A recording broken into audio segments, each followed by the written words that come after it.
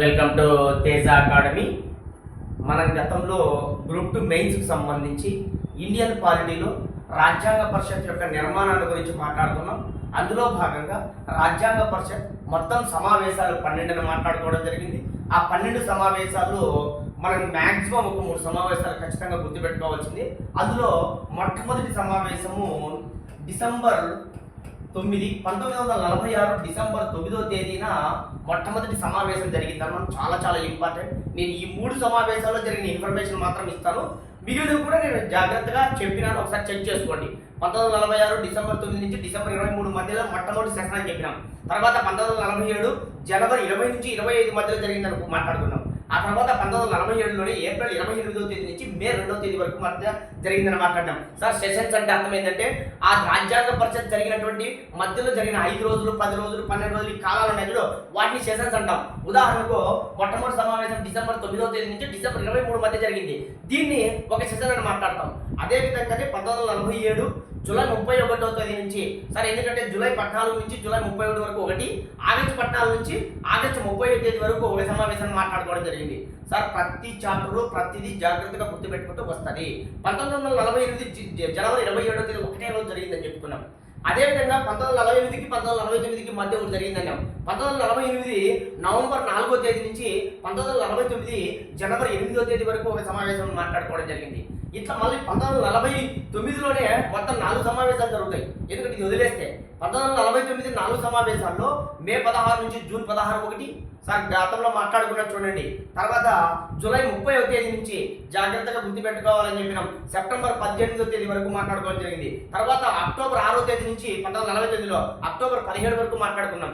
చాలా important date ఏంటంటే 1949 very important. November 26వ తేదీ జరిగినటువంటి సమావేశము. అది నవంబర్ 14 నుంచి స్టార్ట్ అవుతుంది, నవంబర్ 26 మధ్య జరిగింది. ఇప్పుడు నేను 3 సమావేశాలు మాత్రమే ఏమేమి జరిగాయి మాట్లాడుకున్నాం. సార్ 1946 డిసెంబర్ 9వ తేదీన గతంలో కూడా మాట్లాడుకున్నాం. ఈ మొట్టమొదటి సమావేశానికి దాదాపుగా ఎంతమంది హాజరయ్యారంటే సార్ ఇది 208 లేదా 211 అని గుర్తుపెట్టుకోమన్నా. 208 కరెక్ట్ ఉంటే ఫస్ట్ ఆప్షన్ 208 పెట్టాలా, లేదంటే 211 ఆప్షన్ ఉంటే 211 పెట్టాలా. కానీ 2 ఆప్షన్లు ఉన్నప్పుడు 208 మాత్రమే పెట్టాలి. ఈ మొట్టమొదటి సమావేశంలో జరిగినటువంటి సమావేశానికి ఆచార్య జేబీ కృపాలాని ఏం చెప్తాడంటే, అయ్యా ఫ్రాన్స్లో ఒక సాంప్రదాయం ఉంది సార్. ఇది సాంప్రదాయం ఖచ్చితంగా కాదు. సాంప్రదాయం అంటే అది అలాగే చట్టంలో లేకోకుండా ఎక్కడ లేకుండా కొనసాగుతూ ఉంటుంది. ఫ్రాన్స్ సాంప్రదాయం ప్రకారం ఎవరైతే చట్టసభలో సీనియర్ సభ్యుడు ఉంటాడో ఆయన అధ్యక్షుడిని ఎంపిక చేస్తారు. అదే విధంగానే మన రాజ్యాంగ పరిషత్తులో కూడా నేను చెప్తున్నాను, ఫ్రాన్స్ సాంప్రదాయాన్ని ఆధారంగా చేసుకుని మన రాజ్యాంగ పరిషత్తులో ఎవరైతే వయసులో పెద్ద అయినటువంటి సచ్చిదానంద సిన్హా అనేటువంటి వ్యక్తి ఉన్నాడో ఆయన్ని మనం ఏం చేస్తామంటే తాత్కాలిక అధ్యక్షుడిగా ఎంపిక చేసుకున్నాం. ఆ తర్వాత శాశ్వత అధ్యక్షుడిని ఎంపిక చేద్దామని చెప్పి ఈ డిసెంబర్ 9వ తేదీన సచ్చిదానంద సిన్హాను తాత్కాలిక అధ్యక్షుడిగా ఎంపిక చేస్తారు. సార్ ఇది గతంలో కూడా మాట్లాడుకున్నా, ఒకసారి చెక్ చేసుకోండి. సచ్చిదానంద సిన్హా తాత్కాలిక అధ్యక్షుడిగా ఎంపిక చేసిన తర్వాత తాత్కాలిక ఉపాధ్యక్షుడు కూడా ఉంటారు కదా, ఆయన సర్ ఫ్రాంక్ ఆంటోనీ. సార్ 1-2 సార్లు చదివితో వస్తాయి. ఈ సర్ ఫ్రాంక్ ఆంటోనీ అనేటువంటి వ్యక్తిని ఏం చేస్తారంటే తాత్కాలిక ఉపాధ్యక్షుడిగా ఎంపిక చేస్తారు.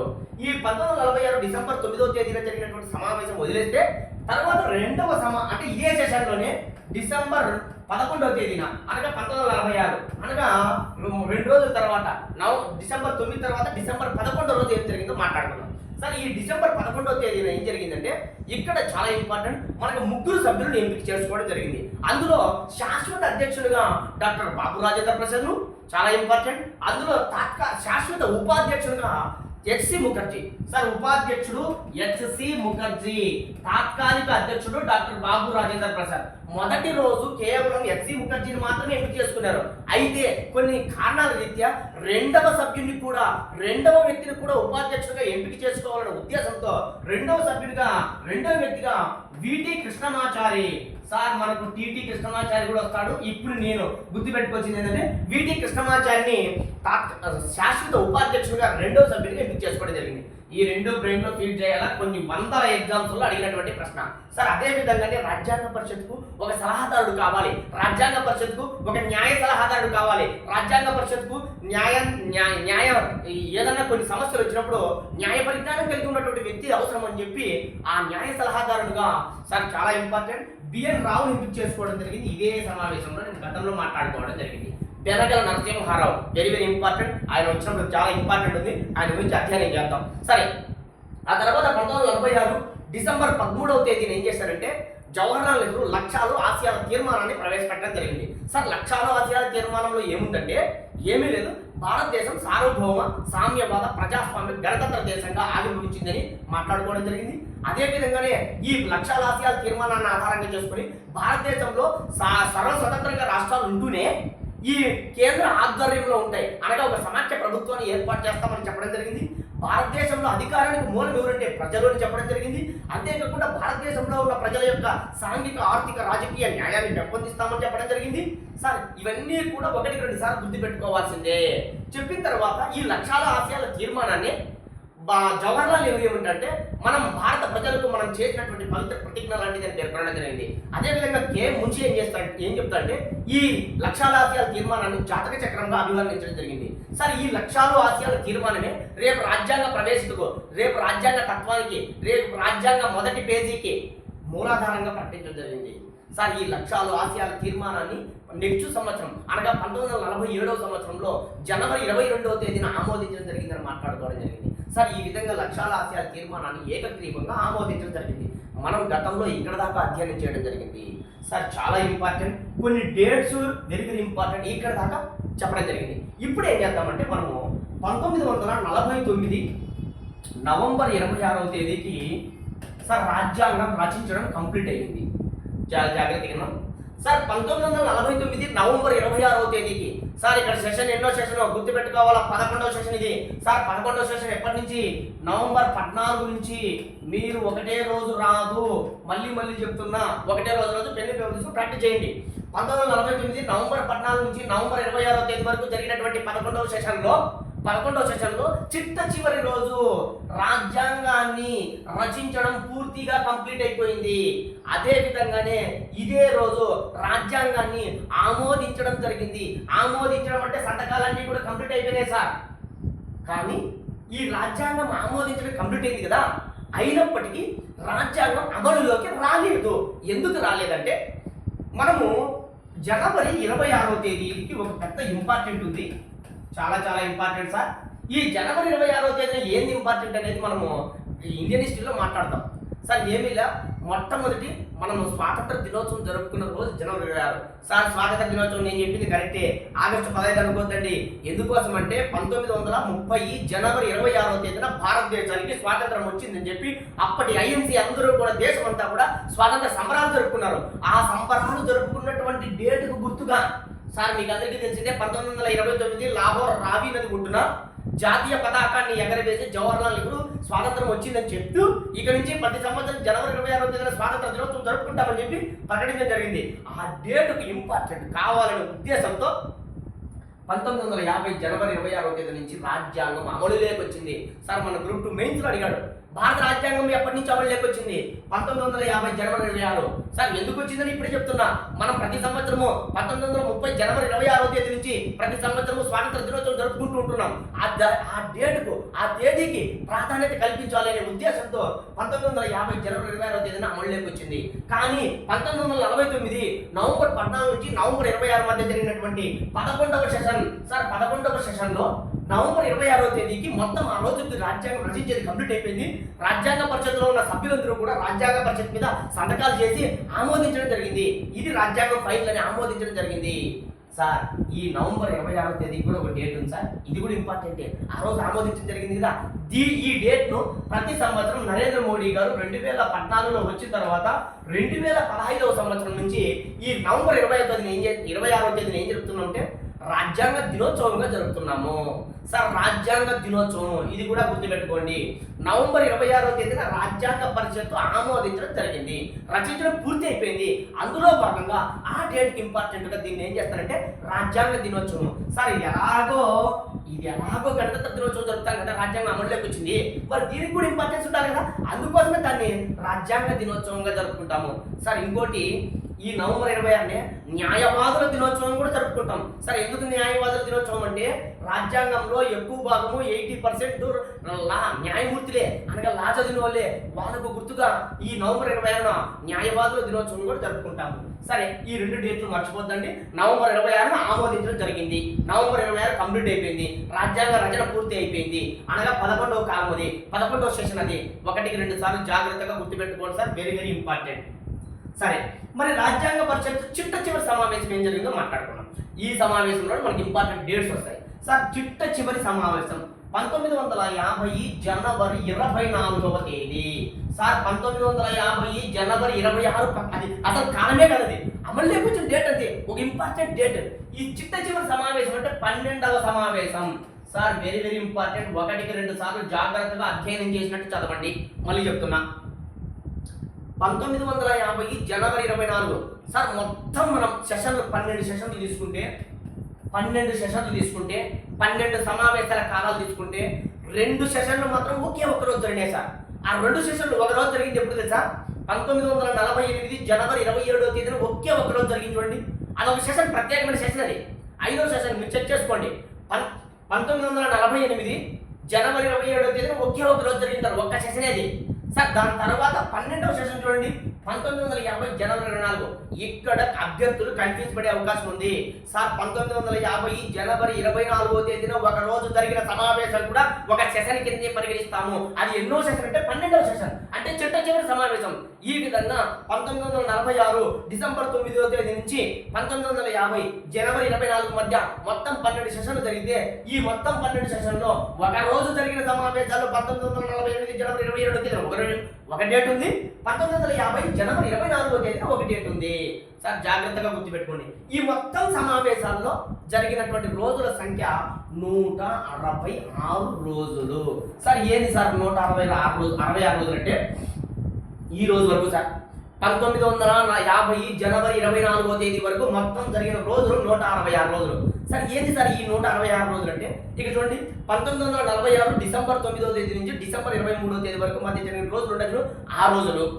1946 సంవత్సరం డిసెంబర్ 9 నుంచి 23 జరిగిన ఆ రోజులు. దాని తర్వాత 1947లో జనవరి 20 నుంచి జనవరి 25 మధ్య జరిగిన రోజులు.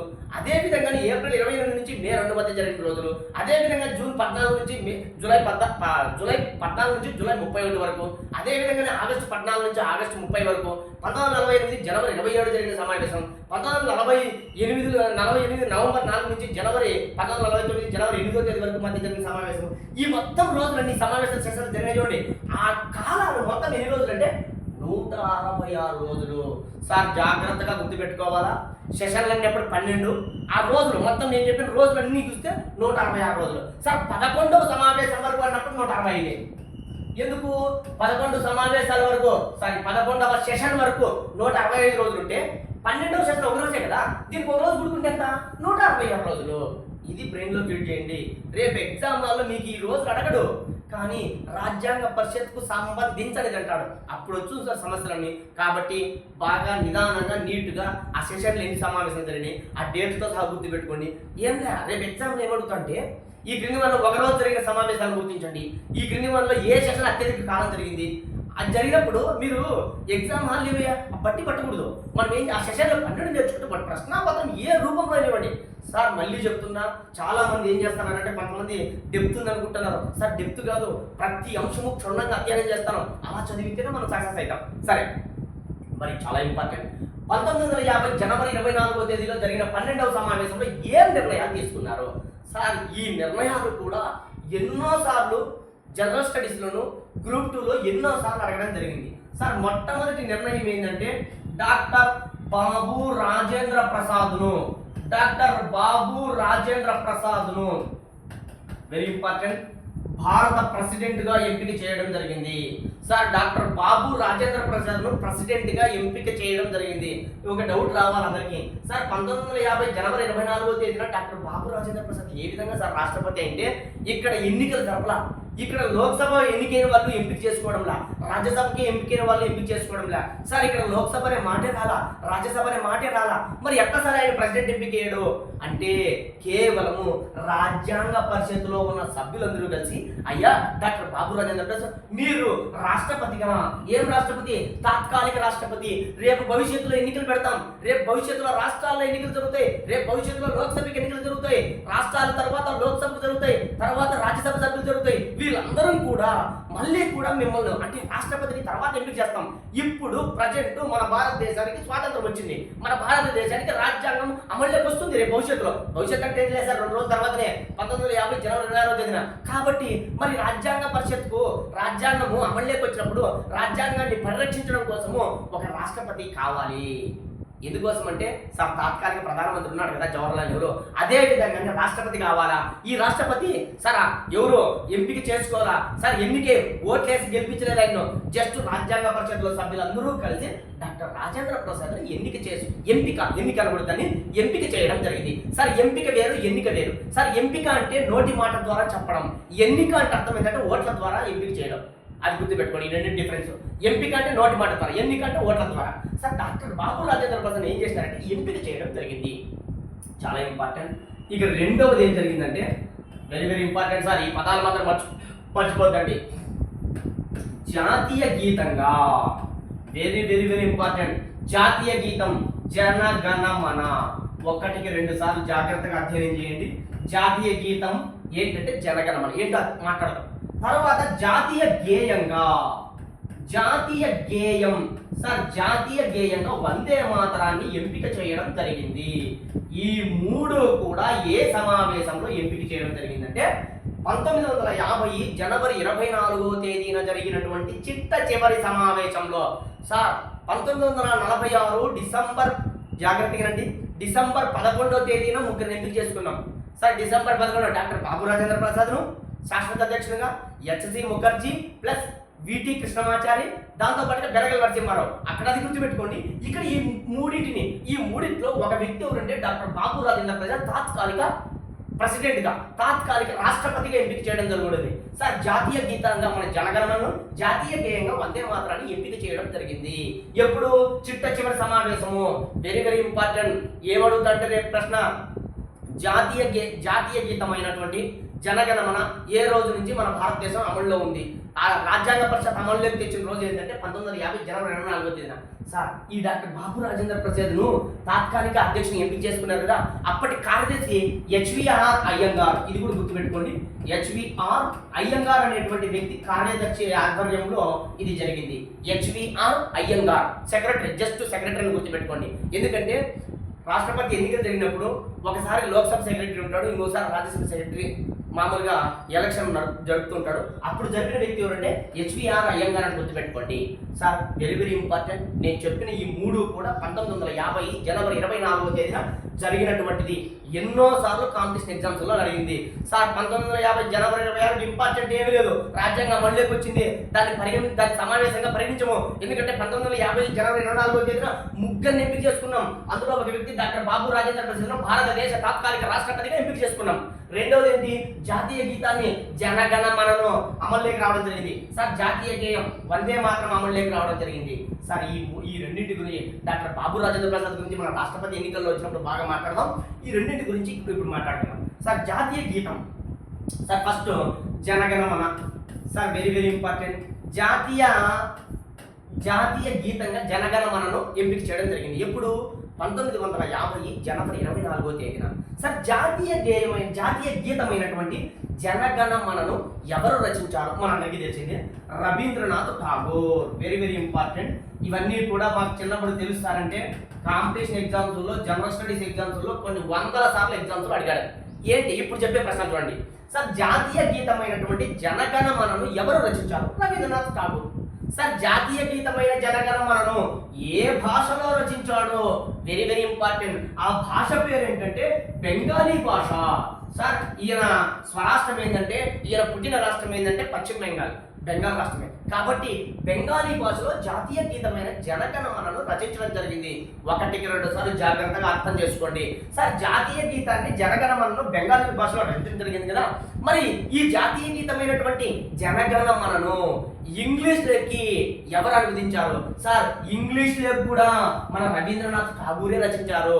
Very very important. సార్ ఆంగ్ల భాషలోకి బెంగాలీ భాషలో ఉన్నటువంటి జనగణమనను ఆంగ్ల భాషలోకి అనువదించింది ఎవరు? రవీంద్రనాథ్ ఠాగూర్. ఏ సంవత్సరంలో అనువదించాడు? సార్ 1919వ సంవత్సరంలో ఈ జాతీయ గీతమైనటువంటి జనగణమనను ఆంగ్ల భాషలోకి అనువదించడం జరిగింది. సార్ ఈ ఆంగ్ల భాషలో అనువదించినటువంటి ఈ జాతీయ గీతమైన జనగణమనను ఆంగ్ల భాషలో ఏం పేరుతో ప్రకటించడం జరిగిందంటే మార్నింగ్ సాంగ్ ఆఫ్ ఇండియా. ఇవన్నీ కూడా జనరల్ స్టడీస్ లో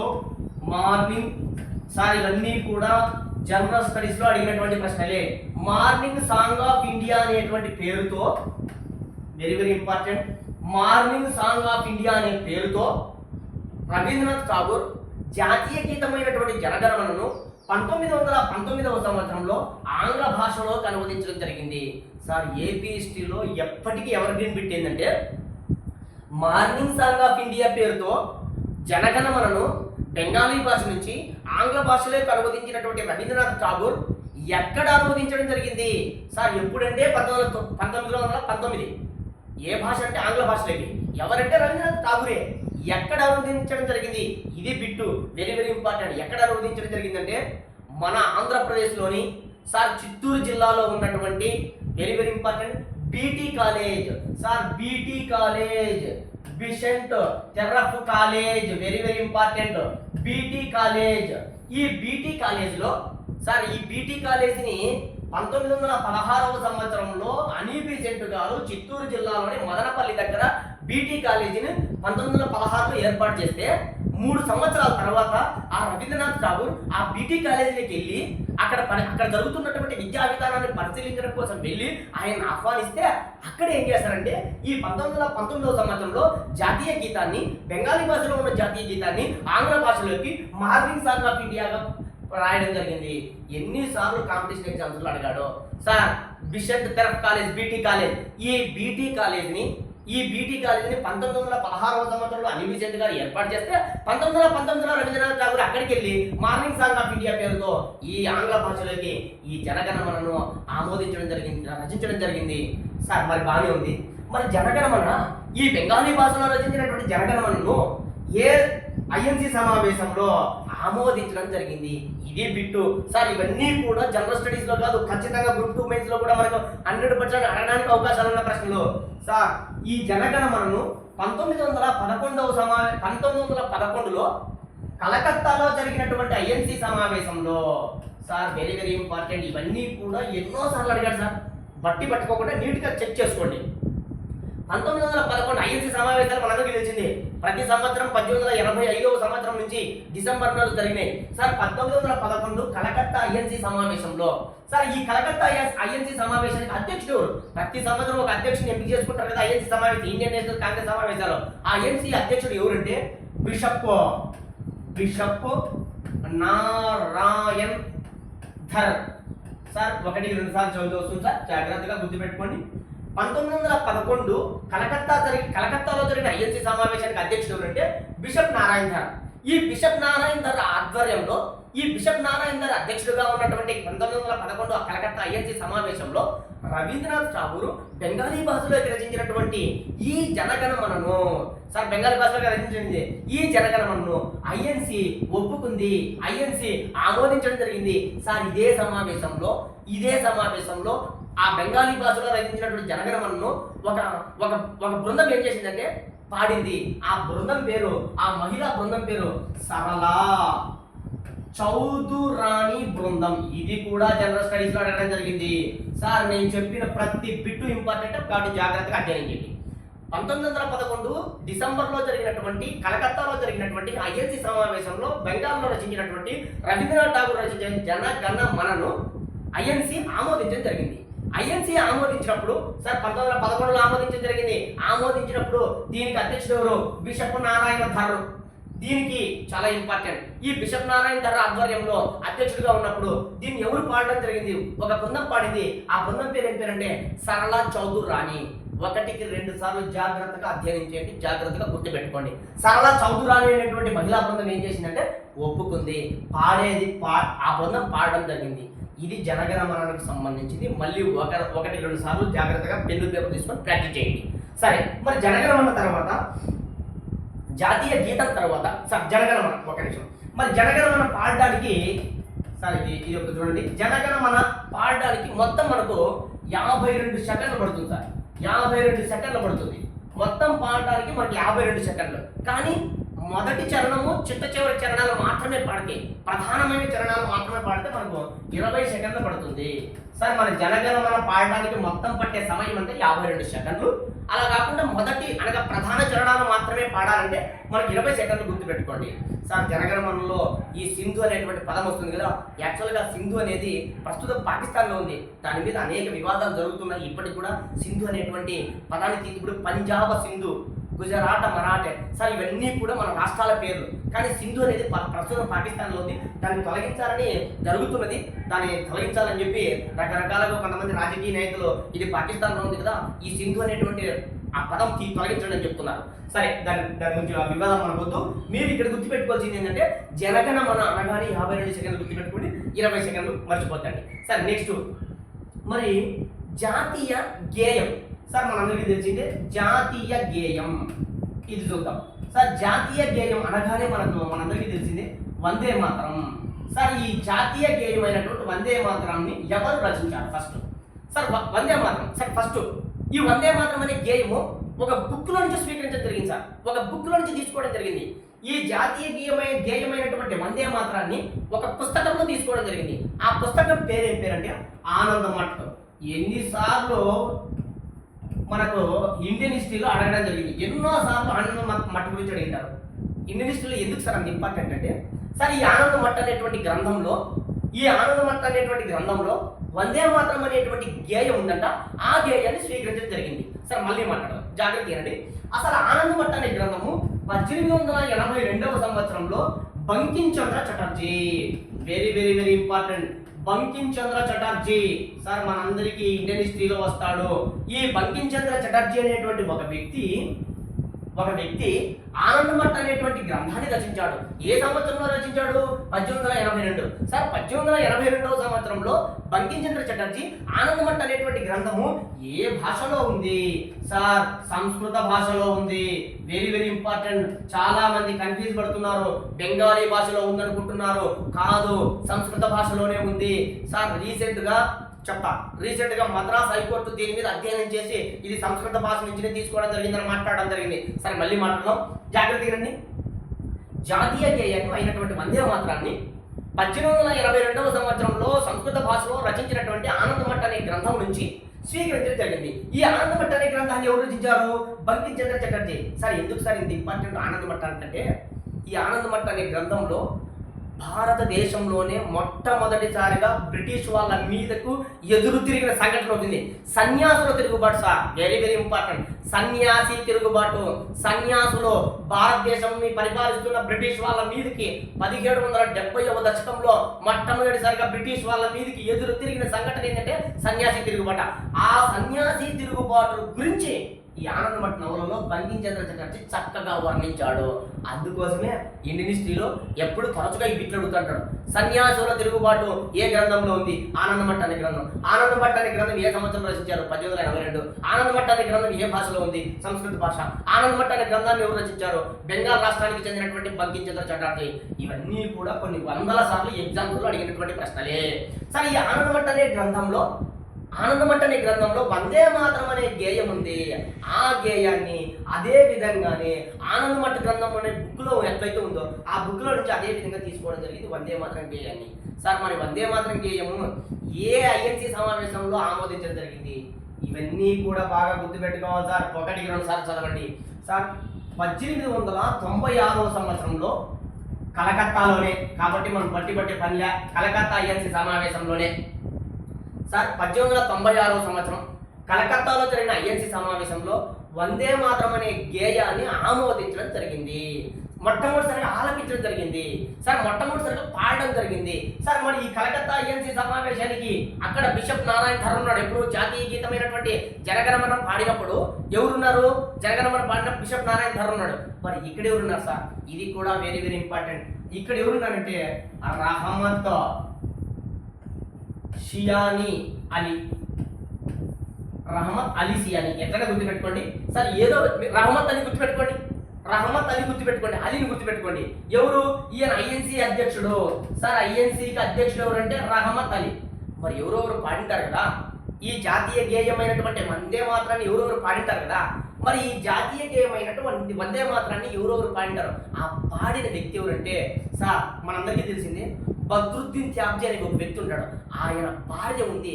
ఆయన భార్య మొదటిసారిగా 1896లో జరిగిన ఈ కలకత్తా ఐఎన్సీ సమావేశంలో ఈ వందే మాత్రం గేయాన్ని పాడడం జరిగింది. ఆమె పేరు రహమత్ త్యాబ్జీ సార్, రహమత్ త్యాబ్జీ. బద్రుద్దీన్ త్యాబ్జీ యొక్క భార్య పేరు ఏం పేరంటే రహమత్ త్యాబ్జీ. ఈ రహమత్ త్యాబ్జీ మొదటిసారిగా వందే మాత్రం గేయాన్ని పాడడం జరిగింది. ఎక్కడ? 1896 కలకత్తా ఐఎన్సీ సమావేశంలో. దానికి ఐఎన్సీ అధ్యక్షుడు ఎవరు? రహమత్ అలీ సియానీ లేదా రహమత్ సియానీ అలీ. ఎలాగైనా గుర్తుపెట్టుకోండి, రహమత్ అలీ గుర్తుపెట్టుకోండి. ఎవరు? రహమత్ త్యాబ్జీ సార్. వందే మాత్రం గేయం ఏ భాషలో ఉంది? సంస్కృత భాషలో ఉంది సార్. ఈ సంస్కృత భాషనే వందే మాత్రం గేయం ఉంది అని 2017వ సంవత్సరంలో మద్రాస్ హైకోర్టు తేల్చి చెప్పింది సార్. దీని మీద చాలా మంది డౌట్లు ఉన్నాయి. అయ్యా ఇది వందే మాత్రం గేయం బెంగాలీ భాషలో ఉందా? వందే మాత్రం గేయం సంస్కృత భాషలో ఉందా? మొదటిసారిగా ఆంగ్ల భాషలో కేవలం రచించారని దీని మీద అనేక కేసులు నడిస్తే ఈ మద్రాసులో జరిగినటువంటి హైకోర్టు ఏం చెప్పిందంటే అయ్యా ఇది సంస్కృత భాషలోనే ఉంది మొదటిసారిగా అని ప్రకటించడం జరిగింది. కాబట్టి ఇంకా నో డౌట్ మద్రాస్ హైకోర్టు తీర్పును ఆధారంగా చేసుకొని అసలు వందే మాత్రం గేయం అనేది మొదటిసారిగా సంస్కృత భాషలోనే ఉంది సార్. 1-2 సార్లు జాగ్రత్తగా చదవండి. సరే, మరి ఈ సంస్కృత భాషలో ఉన్నటువంటి వందే మాత్రం గేయాన్ని ఆంగ్ల భాషలోకి రచించింది ఎవరు సార్? అక్కడేమో జనగణమనను బెంగాలీ భాషలో ఆయన రచించాడు. మార్నింగ్ సాంగ్ ఆఫ్ ఇండియా అనే పేరుతో ఈయన రవీంద్రనాథ్ ఠాగూర్ ఆంగ్లంలోకి రచించడం జరిగింది. కానీ వందే మాత్రం గేయాన్ని మాత్రము ఆంగ్ల భాషలో కాదు సార్. ఆయన రచించింది మొట్టమొదటి సంస్కృత భాష. ఇప్పుడు ఆంగ్ల భాషలోకి అనగా ఇంగ్లీష్లోకి ఎవరు అనువదించడం జరిగింది? Aurobindo Ghosh. Very very very important. Aurobindo Ghosh sir. Aurobindo Ghosh. ఈ అరబిందో ఘోష్ అనే వ్యక్తి 1909వ సంవత్సరంలో సార్ ఈ Aurobindo Ghosh very very important. ఆంగ్ల భాషలోకి సంస్కృత భాషలో ఉన్న వందే మాత్రం గేయాన్ని ఆంగ్ల భాషలోకి అనువదించడం జరిగింది. ఎవరు? అరబిందో ఘోష్. ఆ 1909లో అనువదించడం జరిగింది సార్. ఈ అరబిందో ఘోష్ మొట్టమొదటిసారిగా తీవ్రవాది అయిన అరవిందో ఘోష్. అట్లాంటి వ్యక్తి ఒక సన్యాసి జీవితాన్ని గడిపి చివరి వరకు మనందరికీ తెలిసింది, మీరు ఇండియన్ హిస్టరీలో నేర్చుకుంటారు, పాండిచ్చేరి అనే ప్రాంతంలో అరవెల్లి ఒక ఆశ్రమాన్ని స్థాపించడం జరిగింది. ఆరోవెల్లి ఆశ్రమం సార్ ఎక్కడుందంటే ఇది పాండిచ్చేరి సార్. ప్రస్తుతం ఉన్నటువంటి పుదుచ్చేరి అంటున్నాం కదా, ఈ పుదుచ్చేరి కేంద్రపాలిత ప్రాంతంలో స్వాతంత్రానికి పూర్వమే ఫ్రాన్స్ వాళ్ళు పరిపాలిస్తుంటారు, మన దగ్గర తెలిసిందే. ఈ ఫ్రాన్స్ వాళ్ళు పరిపాలిస్తున్న ఈ పుదుచ్చేరి ప్రాంతంలో ఒక ఆశ్రమాన్ని స్థాపించుకొని అరే బాబు ఈ స్వాతంత్ర పోరాటంలో నేను పాల్గొన్నానని చెప్పి సన్యాసిగా మారి, ఎందుకంటే ఈయన ప్రముఖ ఒక తీవ్రవాది. వాళ్ళని బ్రిటిష్ వాళ్ళను ఎలాగైనా భారతదేశం నుంచి పంపించాలంటే గాంధీ చెప్పినట్టు అహింస పద్ధతులతో హింసా పద్ధతిలో వాళ్ళని బయటికి పంపాలని అనుకున్నటువంటి వ్యక్తి కొన్ని అనుకోని కారణాల వల్ల సార్ చాలా కుట్ర కేసుల్లో ఈయన ఇరికిస్తారు. తద్వారా ఏమైందంటే ఆయన ఇక నుంచి నేను జాతీయ తీవ్రవాదిగా కాకుండా అంటే మామూలుగా సౌమ్యుడిగా మారిపోయి అంటే సన్యాసి జీవితాన్ని గడిపి ఒక ఆశ్రమాన్ని కూడా స్థాపించాడు, ఆరోవెల్లి ఆశ్రమం. ఇది మన భారతదేశంలోనే అంతర్జాతీయ టూరిస్టులకు ప్రముఖ కేంద్రం సార్. అంతర్జాతీయంగా ప్రముఖ ఇది కూడా ఎన్నోసార్లు అడగడం జరిగింది పుదుచ్చేరి. ఈ విధంగా పుదుచ్చేరి ప్రాంతంలో ఉన్న ఆరోవెల్లి ఆశ్రమంలో మొదటిసారిగా వందే మాతరం గేయాన్ని సంస్కృత భాషలో ఉన్న వందే మాతరం గేయాన్ని ఇంగ్లీష్లోకి 1919వ సంవత్సరంలో అరవిందో ఘోష్ అనేటువంటి వ్యక్తి ఆంగ్ల భాషలోకి అనువదించడం జరిగింది సార్. ఈ రోజు చెప్పినవి 1-2 సార్లు బాగా జాగ్రత్తగా అధ్యయనం చేయండి. జాతీయ గీతం ఏంది, జాతీయ గేయం ఏంది, జాతీయ గీతాన్ని ఎవరు రాశారు, జాతీయ గేయాన్ని ఎవరు రచించారు, ఇవన్నీ కూడా 1-2 సార్లు జాగ్రత్తగా అధ్యయనం చేయండి. 1950 జనవరి 26వ తేదీన ఏం జరిగింది, 1950 జనవరి 24వ తేదీన ఏం జరిగింది, 1-2 సార్లు పెన్ను పేపర్ తీసుకొని ప్రాక్టీస్ చేయండి. Okay, thank you.